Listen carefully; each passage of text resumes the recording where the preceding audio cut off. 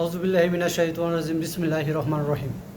আমি বাংলাদেশের দেশপ্রেমী বাংলাদেশি ভাইদেরকে বলতে চাই, সেনাপ্রধান গতকাল সাংবাদিকদের উদ্দেশ্যে বলেছেন যে জীবন বিপন্ন হয় এরকম মন্ত্রী এমপিদের উনি সেনাবাহিনী তাদেরকে আশ্রয় দিয়েছে,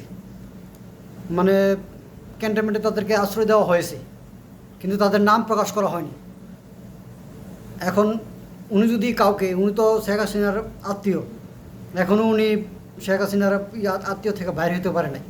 উনি যে কোনো টাইমে বিট্রি করতে পারে, এটা নিশ্চিত। কারণ উনি যাদেরকে আশ্রয় দেওয়া হয়েছে তাদের নাম প্রকাশ করে নাই। তাদের মধ্যে আইনমন্ত্রী আনিসুল হক ছিল, আর 10 বাবা খাত সালমান এফ রহমান ছিল। তাদেরকে কিন্তু পালিয়ে দিতে সহযোগিতা করছে। বাকিদেরকে যে সহযোগিতা করবে না তার প্রমাণ কি? সেনাপ্রধানকে অবশ্যই যাদেরকে আশ্রয় দেওয়া হয়েছে তাদের নাম প্রকাশ করতে হবে।